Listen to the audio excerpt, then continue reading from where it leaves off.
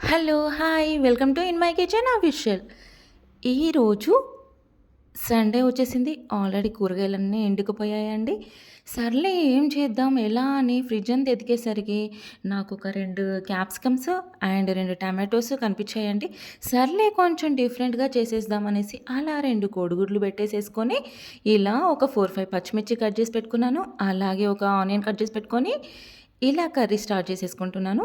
ఇంకెందుకు చూసేద్దామా?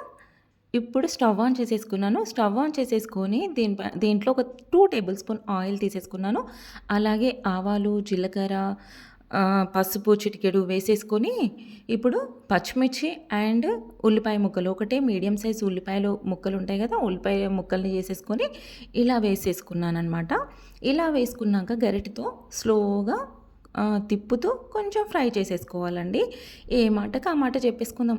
మనం ఇంట్లో ఏమున్నా లేకున్నా చిటికెలో కర్రీ చేసేసి పిల్లలకు బాక్స్ పెట్టడమే అదే స్పెషాలిటీ కదా! లేడీస్ స్పెషాలిటీ అంటే అదే కదా! ఇంకెందుకు లేటు, అందుకే నేను ఇలా చేసేసాను. ఆల్రెడీ మీరు చాలా సార్లు చేసుకొని ఉంటారు. కానీ ఒక్కసారి ఇలా చూసేసేయండి. ఇప్పుడు నేను దీంట్లోకి 2 రెబ్బల కరివేపాకు కూడా వేసేసుకున్నాను. అలాగే కొంచెం గరిటెతో ఒకసారి కలిపేసేసుకొని, క్యాప్సికమ్ అని చెప్పాను కదా! 2 క్యాప్సికమ్ ఉన్నాయండి ఫ్రిడ్జ్ మొత్తం ఎతకగానే. సర్లే అని చెప్పేసి ఆ క్యాప్సికమ్ మొత్తం కట్ చేసేసుకున్నాను. ఇలా వాటర్‌లో శుభ్రంగా కడిగేసేసుకొని, ఇలా కట్ చేసేసుకున్న క్యాప్సికమ్ ముక్కల్ని కూడా ఈ పోపులో వేసేసుకున్నానండి. ఇలా వేసేసుకొని ఒక్క 2 మినిట్స్ అలా గరిటెతో తిప్పుతూ కొంచెం ఫ్రై చేసేసుకోవాలండి.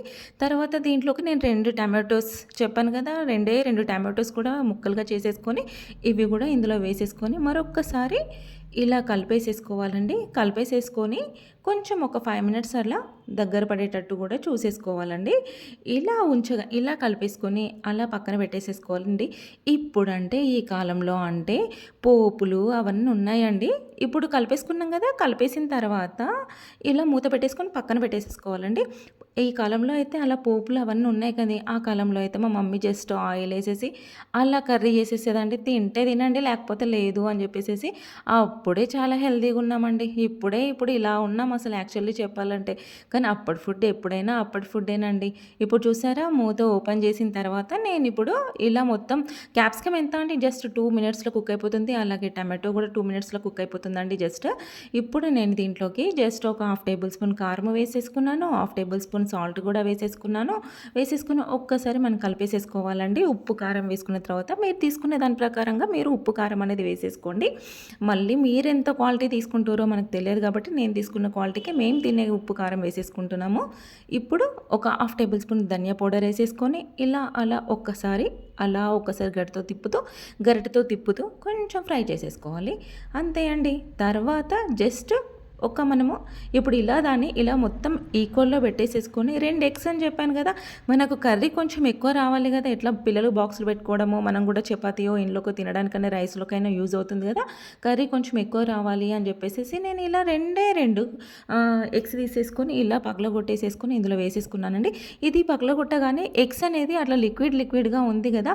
అలా లిక్విడ్‌గా వేసిన తర్వాతనే ఎంబడే మనం గరిటెతో ఒక్కసారి కలిపేసేసుకోవాలండి. ఎందుకంటే ఆ లిక్విడ్ ప్రతి ఒక్క వక్కకి అండ్ ఒక టమాటోకి కూడా మొత్తం ఉప్పు, కారం కదా కలిసినట్టుగా అలా కలిపేసేయాలి కంపల్సరీ. కలిపేసేసి జస్ట్ ఒక 2 మినిట్స్ అట్లా మూత పెట్టేసేసుకోవాలనమాట. ఇంకా మళ్ళీ ఏం కలపకుండా జస్ట్ అలా మూత పెట్టేసుకోవాలి. మొత్తం సమానం అనుకొని జస్ట్ మూత పెట్టేసేసుకోవాలండి. ఎందుకంటే ఇప్పుడు మూత పెట్టేసేసుకున్నాం కదా! ఇప్పుడు మూత తీసి చూద్దాం. జస్ట్ ఒక 2 మినిట్స్ అలా మూత పెట్టేసుకున్నా. ఇప్పుడు తీసేసాను. చూడండి అసలు ఆ ఎగ్ మొత్తం వచ్చేసేసి ఆమ్లెట్ లాగా తయారైపోయిందండి. యాక్చువల్లీ అది టేస్ట్ మాత్రం అద్దుర్సండి. చాలా చాలా బాగుంది. పిల్లలకు కూడా లంచ్ బాక్స్‌లోకి మార్నింగ్ మనకు టైం అసలు సరిపోదు కదా!